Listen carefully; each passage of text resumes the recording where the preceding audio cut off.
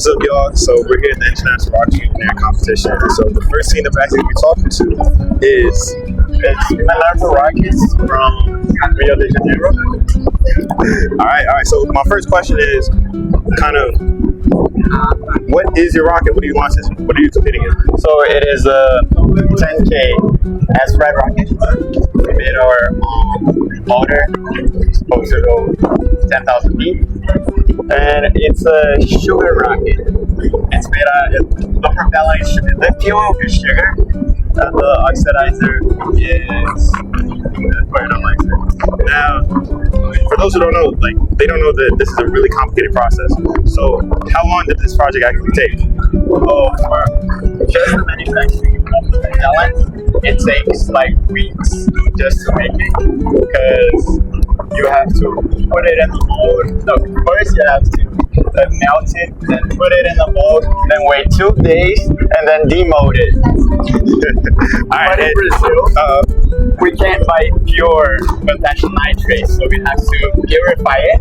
So we have to spend a whole day boiling water to put the fertilizer right there, and then wait like 3 days for it to crystallize, and then do it again, and then we have to make it. We have to ground it to make it even finer.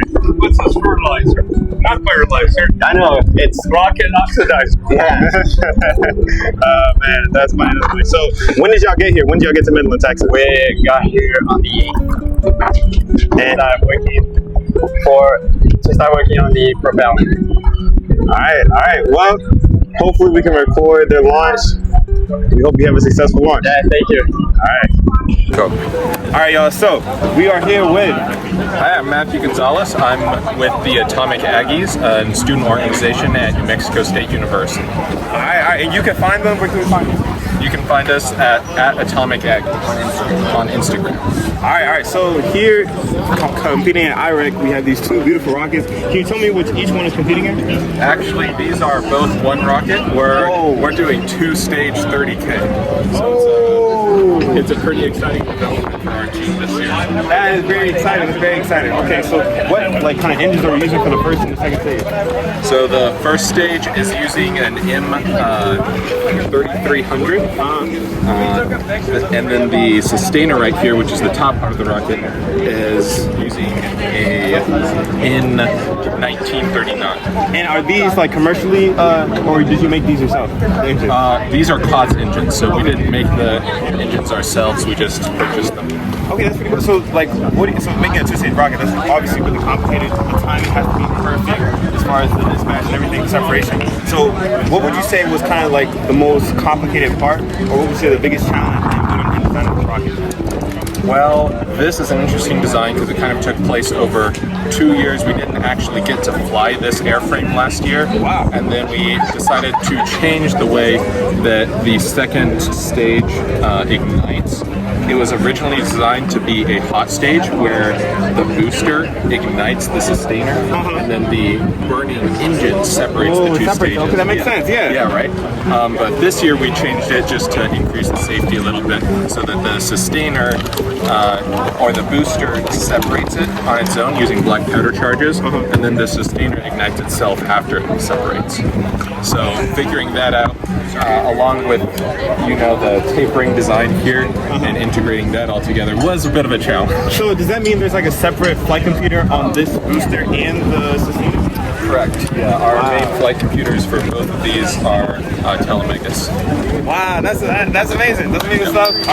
We wish you good luck in your launch, and thank you for doing the interview. Yeah, if you want to know a little bit more about the avionics and interesting stuff that we're doing with our design, I would point you towards Justin or someone else on the team. All right, guys. My foot? Okay. All right, guys. So I'm here with Will Connolly with the Terrapin Rocket Team. All right, so what are y'all competing with this beautiful rocket over here? Yeah, so this rocket right here, Zartan, is going to be competing in the 30K SRAD category, so 30,000 feet with a student research and development motor. We're competing for the Terrapin Rocket Team from University of Maryland. Rocket features a novel air brake system where we can see altitude adjustments of up to 3,000 to 4,000 feet, depending on our configuration.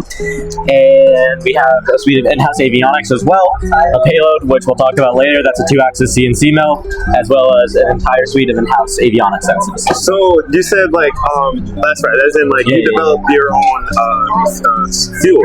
So how was that process? Was that really hard? Yeah, we were supposed to be launching at 6 a.m., but we were not able to do that because of how difficult it was to integrate everything. That said, I think we make it a little more difficult on ourselves sometimes, but it's still dang hard. Were you able to do the static test of the fuel? Yeah, so hydrostatic, so that's pump it just full of water and see if it holds pressure, and then static fires. So that's really cool. So what do you think would be what was the funnest part about building this rocket? Funnest? Seeing it all come together, especially after our chief engineer to be Sasha painted the entire thing. Oh, that's one of the coolest for me. Clear air brake. They made a demo air brake that's completely clear, so that you can see the internals of it. But yeah, no, I would say seeing it all come together is probably the most fun part. All right, well, thank you so much. Hey man, no worries. Okay, so hello. So I heard you developed kind of the air brakes for the University of Maryland rocket. Yeah, so this year we made a lot of design changes from our previous year. The overall geometry has stayed mostly the same, but we've made a lot of improvements on integration methods, efficiency in our motor, efficiency in our software, as well as efficiency in our flap angle deployment range of motion. So now we can go to almost 90 degrees, which is obviously the more rotation you can get, the more surface area you have exposed. Right, the more drag. Yeah.